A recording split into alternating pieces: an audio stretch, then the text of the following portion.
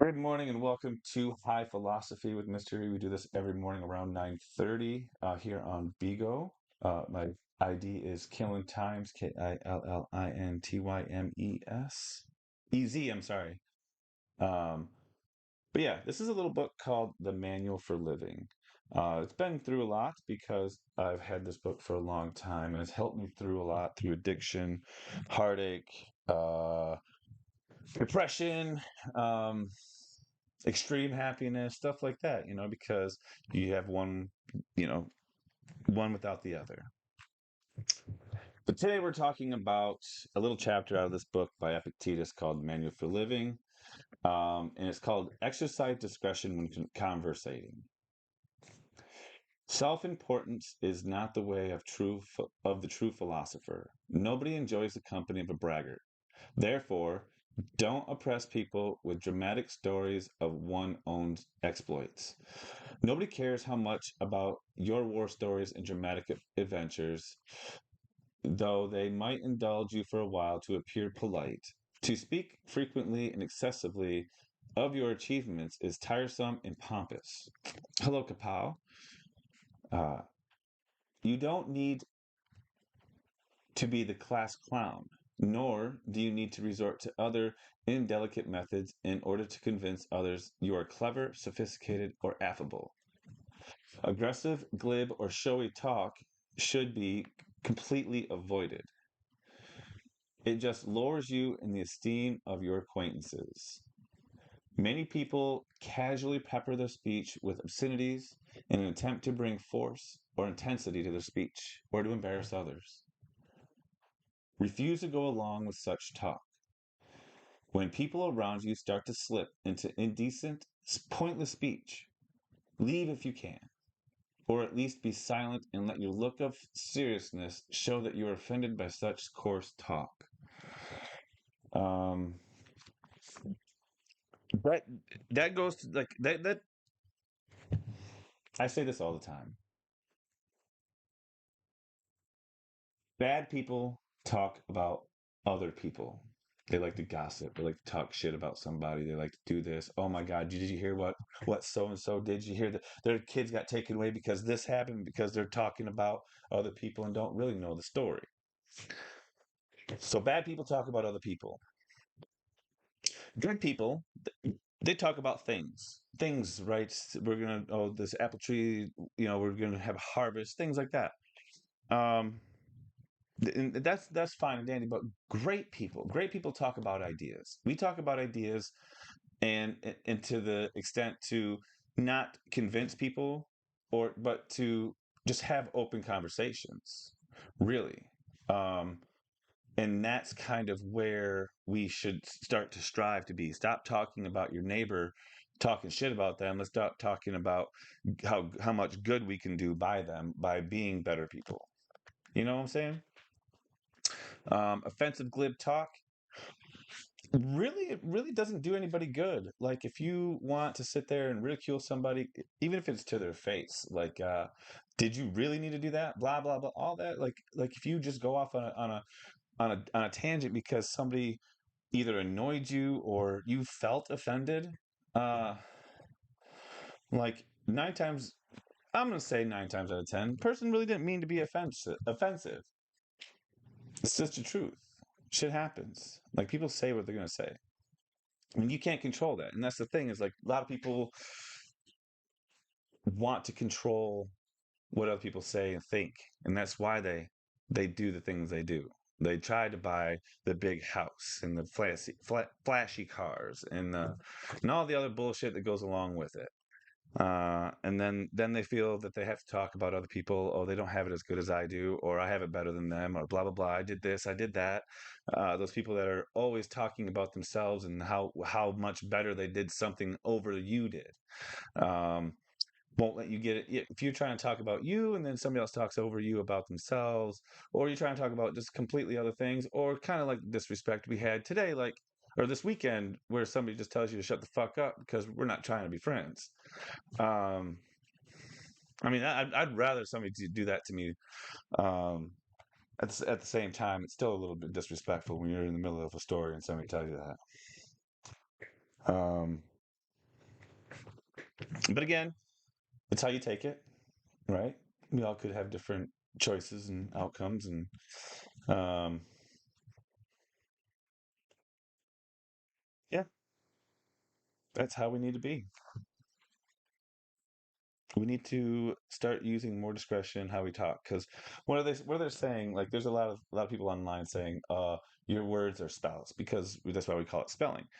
Um, no matter what language you're in, yeah, whatever you say, usually you like, there was this old saying, like, you say something like, oh, this is going to happen, don't jinx me, don't say that's going to happen, and then all of a sudden it's going to, because really sometimes that's what happens, is you speak it into existence, you speak it into being what it is. And that's kind of where we're at as a society as a whole, because we're always thinking and looking for all the negatives and not trying to see all the positives that's happening in our lives. And I fall for that. I fall for it all the time. But the thing is when you start to see that you're thinking like that, is you have to pull yourself back. You have to rein yourself back in. And if you know, and that just doesn't go for speech outwards to other people. That even goes for inner dialogue. Stop talking about yourself in a bad way. Stop talking. Be ready. You're a fucking idiot. Don't. Why you do that? Everybody does that. Don't talk about yourself in a negative way. Don't joke about yourself either. Your inner self doesn't know the difference. It's just going to tell you what you tell it is, and it's going to be true. Like if you say, "I'm hello, how you doing, Skippy?"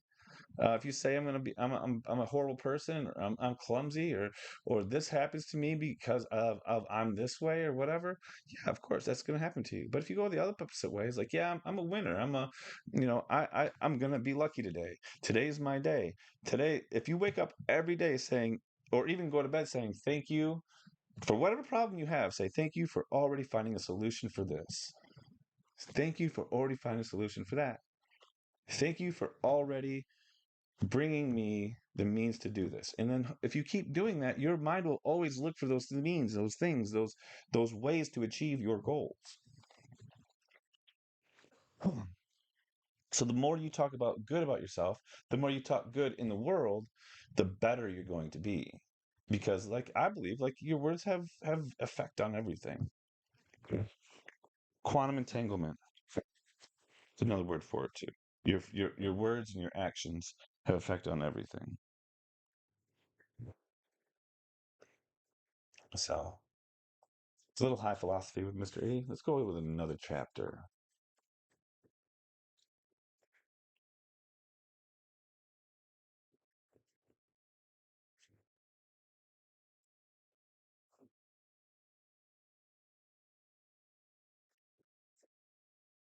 Here's a couple. Here's a couple. Those who seek a life of wisdom will be ridiculed. Those who pursue the higher life of wisdom, who seek to live by spiritual principles, must be prepared to be laughed at and condemned. Many people who have progressively lowered their personal standards in an attempt to win social acceptance and life's comforts bitterly resent those of philosophical bent who refuse to compromise their spiritual ideas, who seek to better themselves. Never live your life in reaction to those poor souls. We compensate towards them. Be compassionate towards them. And at the same time, hold to what you know is good. When you begin to program your spiritual progress, chances are the people close to you will deride you and accuse you of arrogance. It is your job to comport yourself humbly and to consistently hew in your moral ideas. Cling to what you know in your heart is best. Then, if you are steadfast, the very people who ridiculed you will come to admire you. But if you allow the mean spirited opinions of others to make you waver in your purpose, you incur the double shame.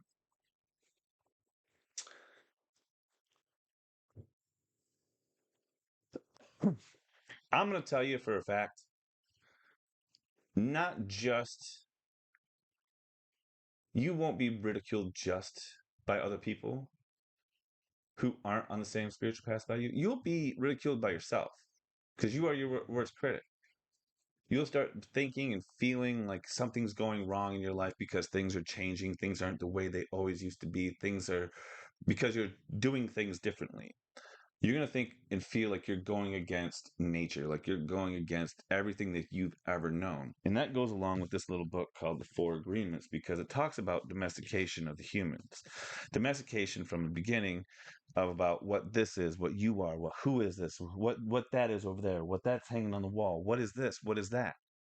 To a point to where we start believing false narratives and shit like that, to the point to matter no matter how they're presented to us and how many facts there are to present, that those ideas and those feelings and those projections and the shared dream that you've been programmed to see is completely false. No matter how much data there is, no matter how much, you're going to seem and hold steady to those things. And when you start believing that those things are wrong and you start seeing that those things are wrong, you will start feeling like something's wrong with you because you're changing, you're not doing the same things over and over, and you'll start feeling this little pinch of guilt and why I'm doing this to my family, my friends, my people that I've always hung out with, and but because you have gained a higher standard of living, a higher moral view.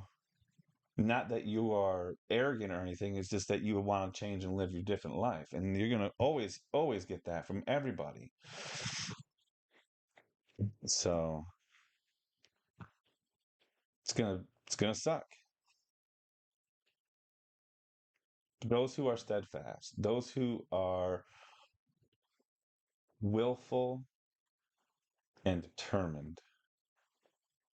won't let those people dissuade them or make their mockeries or their condescending remarks uh, be too much of an inconvenience, or even let that feel like it's even bothering them. So it's up to you how you take things. It's up to you how you want to live your life. And if you want to live it to the best of your ability, then do it. Don't worry about whatever anybody else is thinking. As long as you're doing what you want to do and there's no victim. That's the thing. There isn't just a YOLO. Fuck YOLO. We all live once. Actually, we all have two lives. We all have two lives. And the second one starts when we realize that we only have one to live.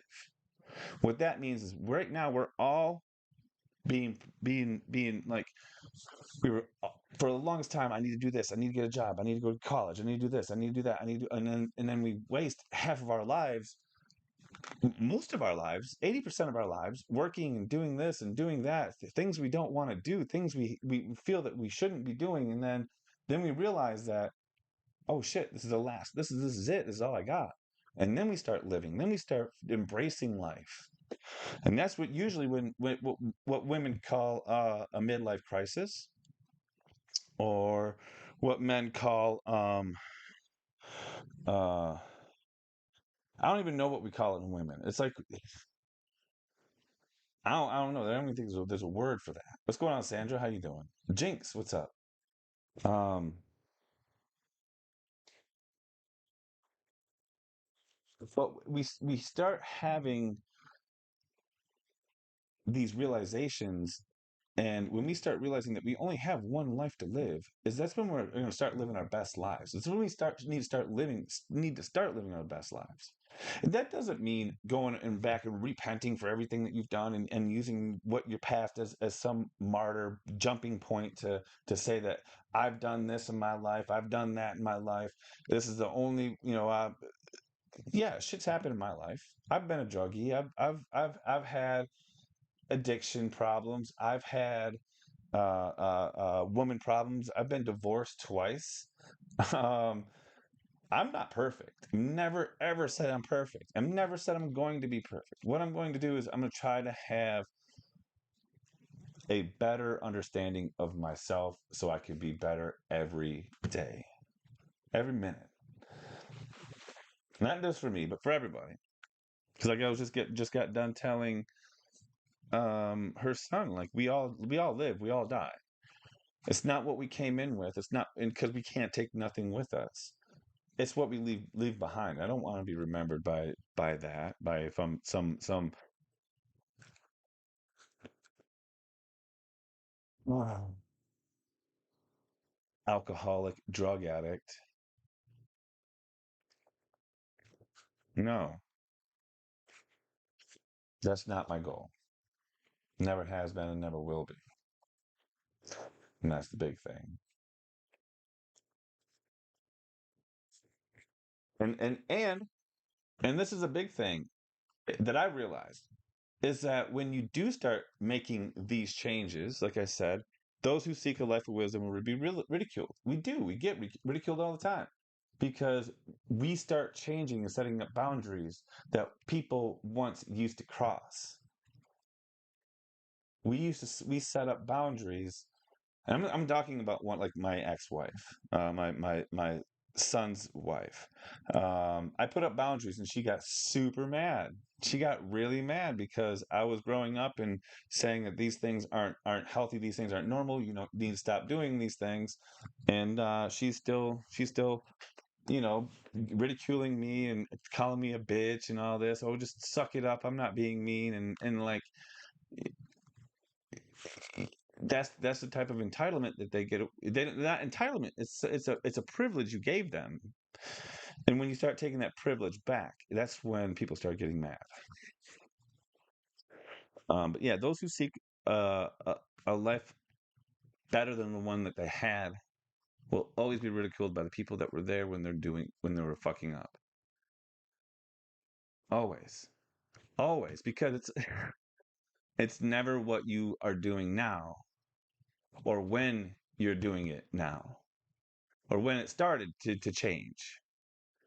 You sometimes you get that, oh, now you're doing this. Now you're doing that. Now you're not doing this. Now you're not doing that. I mean, I mean, it's just like saying that to an alcoholic. I mean, you wouldn't say that. Yeah, I used to drink alcohol. I'm not an alcoholic. Now you're not an alcoholic. How would that feel to somebody that's been sober for fucking 16 years, hearing that day in day out? You get that. You get that a lot with other people, especially people that open up and tell their story, their what they want, what they think that people should hear, and then shit starts getting weaponized to make you feel. And so the higher road was not to let that even happen. Um, you can't let other people's bullshit fuck with you. Stick to your higher road. Stick to your your your path to happiness, because that's all it is a path.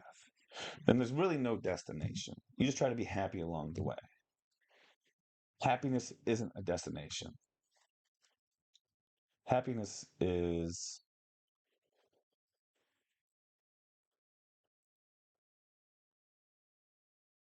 the experience in the journey that you make for yourself that is way above and beyond who you are at this point. Because, you know, a legacy is like a tree, something you plant today and you'll never see the shade that it's going to create for somebody else. Never.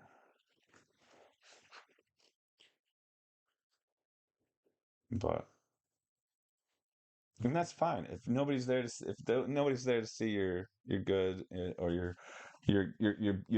or you're better. It's okay because we don't do this for us. We don't do that for anybody else. And just like and that goes for forgiveness. We don't do that for them. We're not forgiving somebody for them. We're forgiving somebody for us, to give us peace, to give us solace. Then you have to be seeking it at the same time. And you're not seeking it, you're always looking for vengeance and retribution and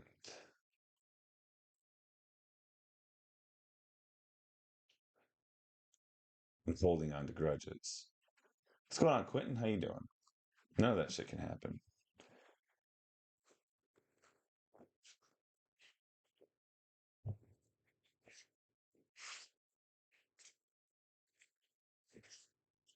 Oh. And this is another one for this weekend. Seeking to please others is a perilous trap. In trying to please other people, we find ourselves misdirected towards what lies outside our sphere of influence. And let's go back a little bit. We're going to say what's inside of our sphere of influence is three things: our will, our thoughts about the situations and the occurrences that are happening around us, not to us. We're just bystanders. Shit happens around us. Our will, our thoughts, and our actions towards those thoughts. Right? Those are the three things that are in control. When you seek to please others, you fall into a perilous trap. So, in doing so, this is the trap. We lose our hold on our life's purpose. Instead of trying to please and perfect our lives, we're trying to please and perfect somebody else's image or projection of us, right?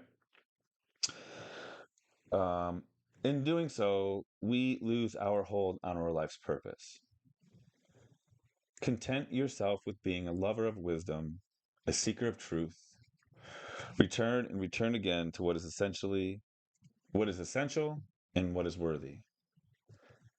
Do not try to seem wise to others either. I don't do this to to seem wise. I'm as goofy as fuck. I don't care.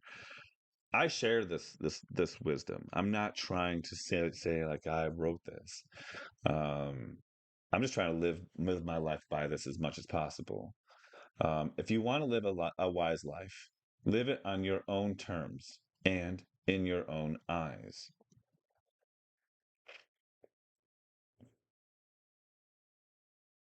I mean, that's got to. When my cousin said that I just do what I want to, and you've always done that. Um, I wanted to retort with, so did you, and that's why you got married at 15. So did you, that's why you have two kids. So did you, that's why you do what you do. You do what you do because you do what you want to do. You want to do these things. So that's it. I just get ridiculed because of my choices not aligning with hers. You dig? That's where people fucking get weirded about when you start making your life choices because it doesn't align with theirs. They didn't go through that. They don't know what they're doing. They haven't done that.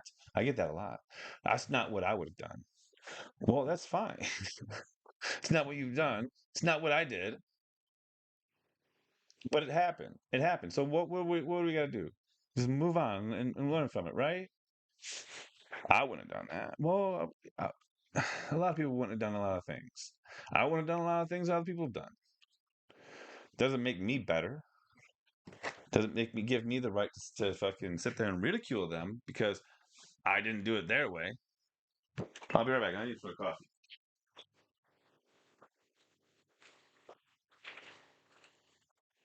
I try not to, anyways.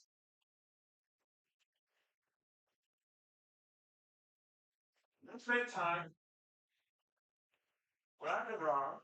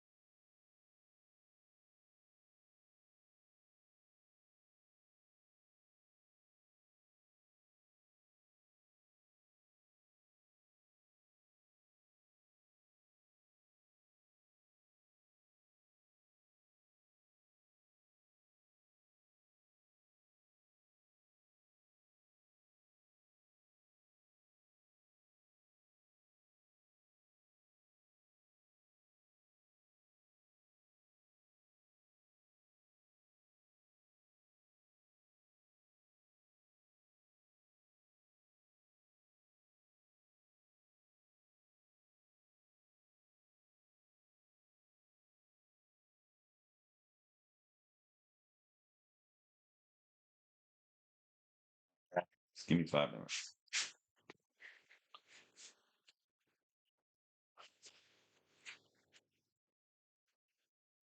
What's going on, Monica? How you doing? What's up, everybody? What's going on, JR, Sabrina, Colton, Jeffrey? What's going on? And Sweets, how you doing?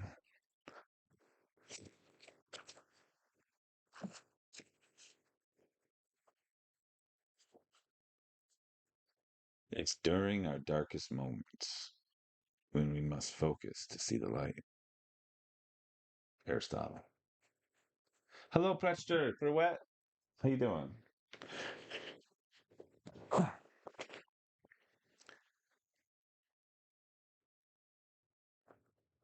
Yeah. So this is a good book. Doing good, doing good. Um, yeah, so this week we're going to talk about conquer worry and anxiety. Um, by Daniel Amen.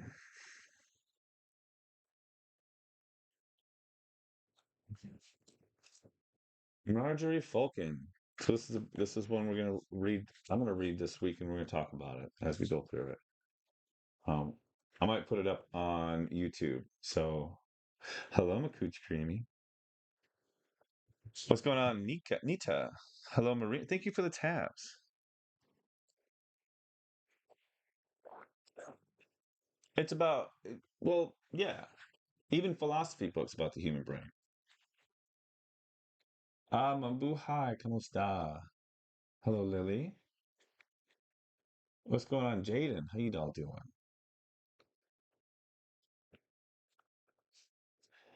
Patron. Hello, hello. Burs. So 8. What's everybody up to?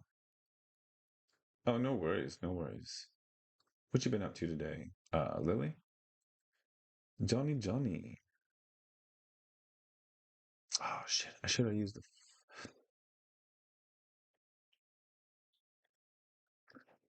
And that's smart people. I don't even think it's that pressure. I think it's only like 10 or 15%, but it's not even that. Yeah. Oh, has been studied. I thought you meant usage. We're not using only using a 10% of our brain. Um, but yeah,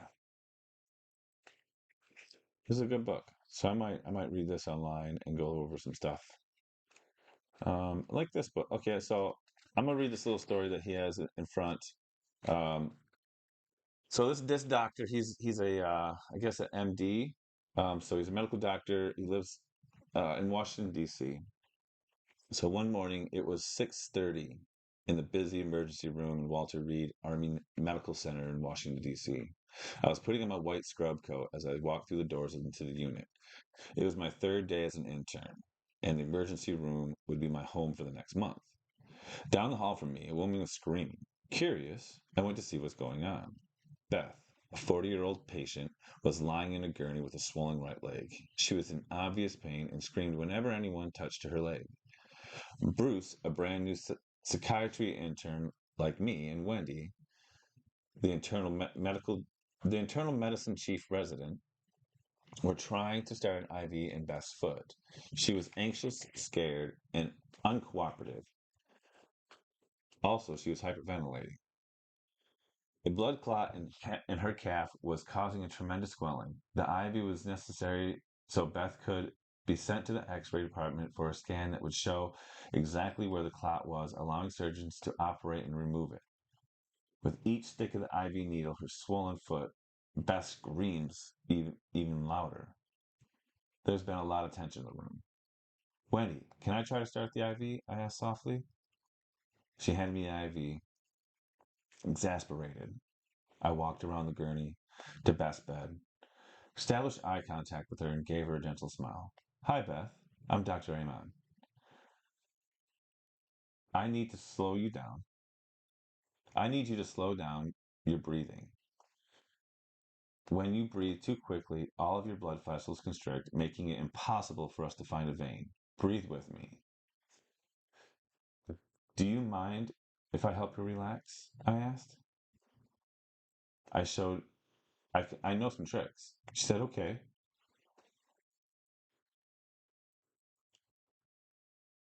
Well, yeah, of course. She says, okay. Look at that spot on the ceiling. I want you to focus on it and ignore everything else in the room. I'm going to count to 10. And as I do, let your eyes feel very heavy. Only focus on the spot and the sound of my voice. One, two, three. Let your eyes feel very heavy. Four, five. Let your eyes feel heavier still. Six, seven, eight. Your eyes are feeling heavy and want to close. Nine, 10. Let your eyes close and keep them closed. Very good. As I said to Beth with her eyes closed, I want you to breathe very slowly, very deeply, and only pay attention to the sound of my voice. Let your whole body relax from the top of your head all the way down to the bottom of your feet. Let your whole body feel warm, heavy, and very relaxed. Now, I want you to forget about the hospital and imagine yourself in the most beautiful park you can imagine. See the park, the grass, the hillside, the gentle brook, the beautiful trees. Hear the sounds in the park, the brook flowing, the birds singing, the light breeze rustling the leaves in the tree. Smell and taste the freshness of the air. Feel the sensations in the park, the light breeze on your skin, the warmth of the sun.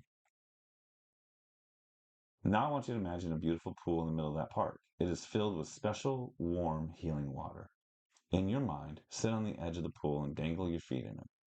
Feel the warm water surrounding your feet. You're doing really great. Beth had gone into a deep trance. I went on.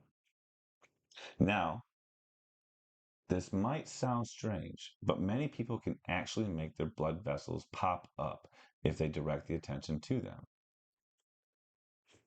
Yes, very.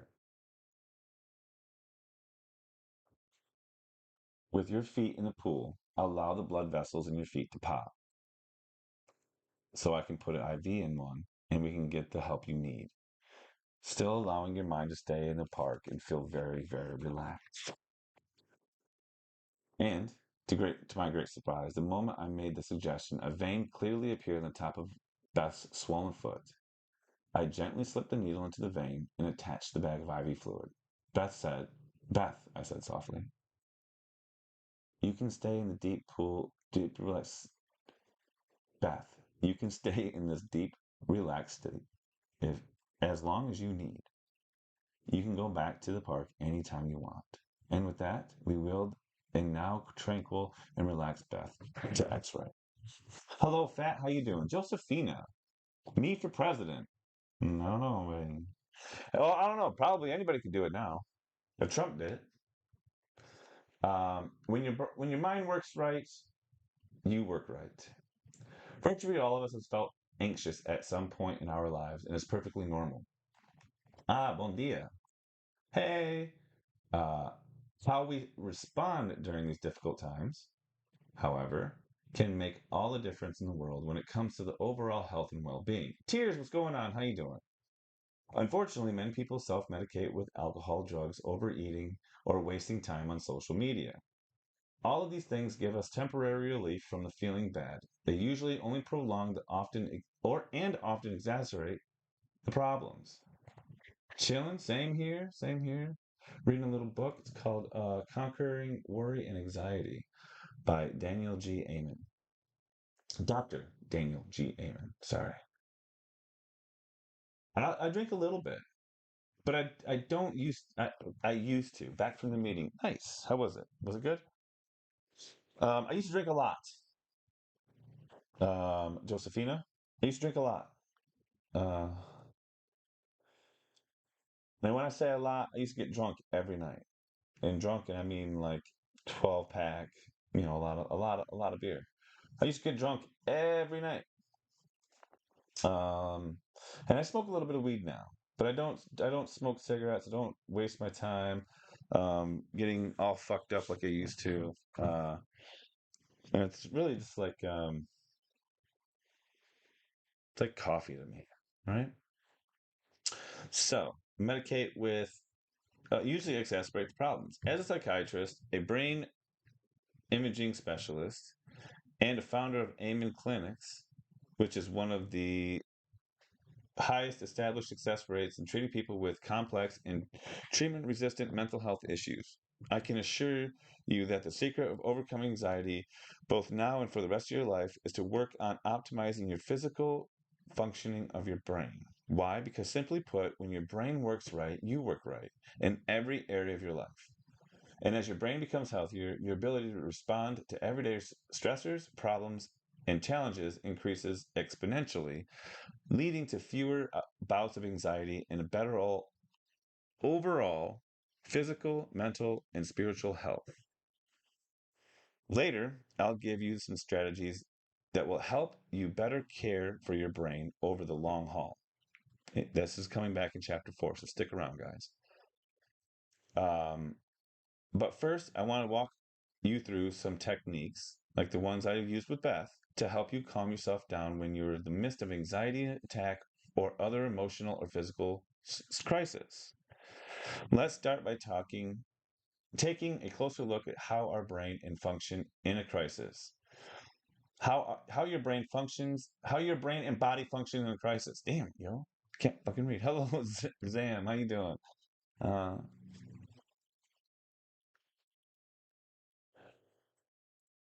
yeah. Are you coming home, sweets?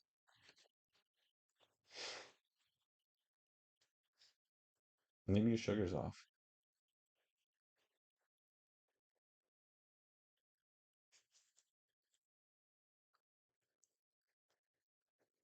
So let's start talking about taking a closer look at how your brain and body function in a crisis. In the psychiatric profession, we call this flight or fight response. The flight or fight response is hardwired into our bodies to help us survive. It has immobilized it is mobilized into action whenever a stressor appears, such as what happened to Beth in the emergency room. Harvard sociology professor Walter Cannon first described the flight or flight response in 1915. He said it was a body's reaction to acute stress, harmful event, or a threat to one's survival.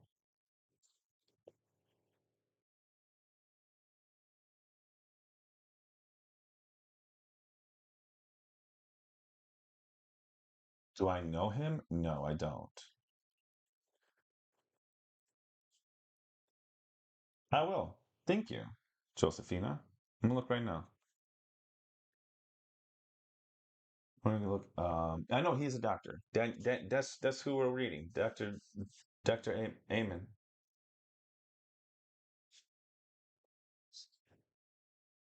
That's the book. Here, let me flip it around.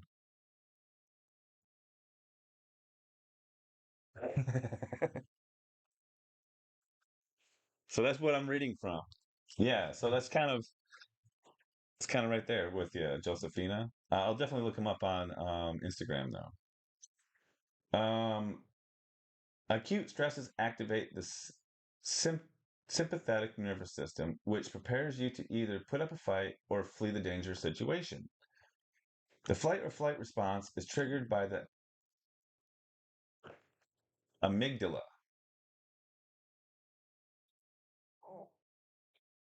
Yeah, he is pretty cool. I like him and Huberman. Justin Huberman. Is it Justin? I think it's Justin Huberman. But he's pretty cool.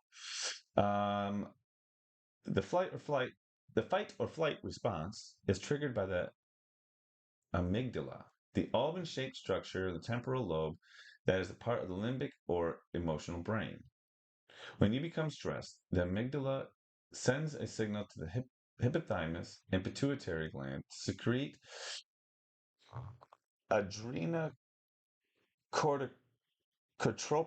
hormone, or better known as ACTH. What's up, Kate? How you doing? Diana, Chris, what's going on?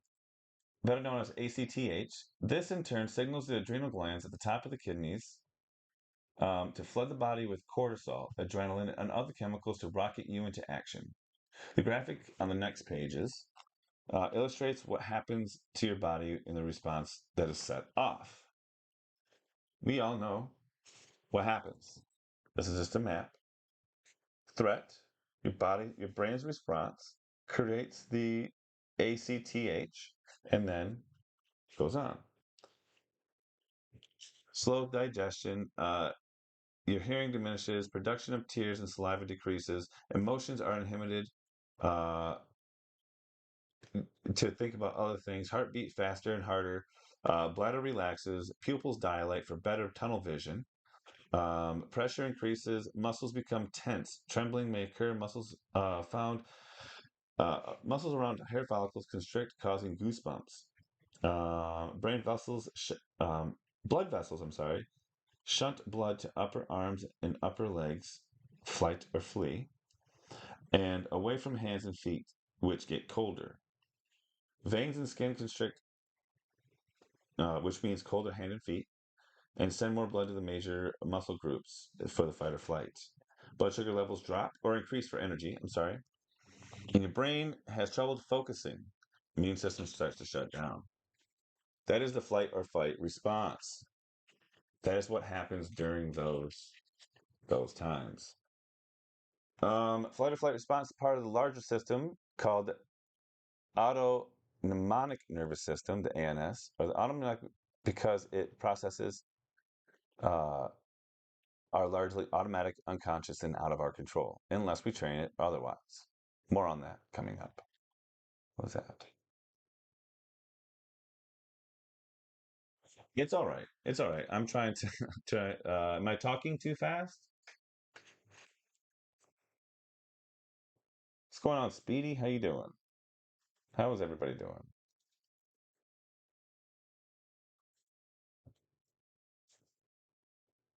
Um, it contains two branches that counterbalance each other, the sympathetic and the parasympathetic nervous systems. Both regulate heart rate, digestion, pulse rate, pupil response, muscle tension, urination, and sexual arousal. The sympathetic nervous system is involved in activating the fight or flight response, while the parasympathetic nervous system helps to reset or calm your body. Thank you so much. I appreciate you, Sabrina. Thank you.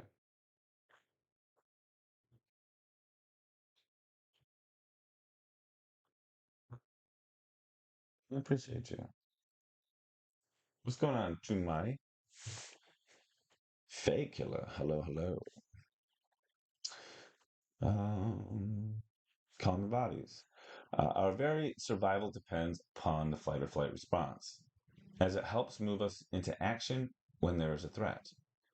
But when stress becomes chronic, as if you live in a war zone, grew up in an unpredictable alcoholic home, or were sexually molested over time, wake up every morning in a panic, your sympathetic nervous system becomes overactive. When that happens, we are more likely to suffer from anxiety, depression, panic attacks, headaches, cold hands and feet, breathing difficulties, high blood sugar, high blood pressure, digestive problems, immune system issues, and problems at attention and focus. In this groundbreaking book, Why Zebras Don't Get Ulcers, this is a good book. Stanford University biologist Robert Spolonsky, Sapolsky, I'm sorry, Robert Sapolsky pointed out that for animals such as zebras, stress is generally episodic, running away from a lion. Their nervous system evolves so rapidly to reset. By contrast, for humans, stress is often chronic, daily traffic, difficult marriage, job or money worries. Sapolsky, Sapol,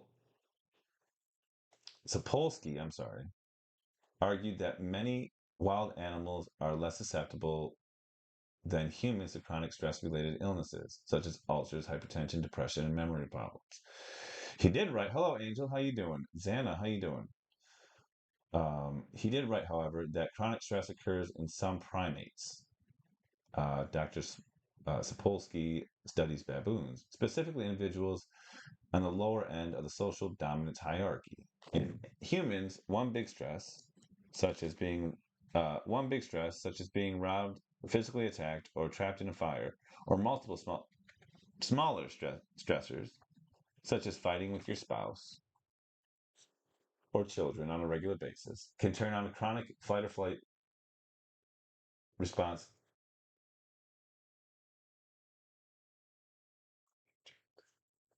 What's going on, Livy? How you doing? Um, Fight or flight state in your body. I'm doing fine. I'm doing fine. How are you doing today? Leading to mental stress and physical illness. But by using the following techniques, you can learn to quiet your SNS and activate your PNS, your sympathetic nervous system, or sympathetic or your parasympathetic nervous system, which will lead you to feel calmer, happier, and less stressed. Ah, mabuhay, kumusta? Hello, baby babes. Hello, Casey. JC Coco. Um, and we'll go over more of those tomorrow. We'll go over the techniques and stuff tomorrow. I'm gonna go here and get some stuff done today. Where am I from? I live in New York. But that concludes. Actually, hold on.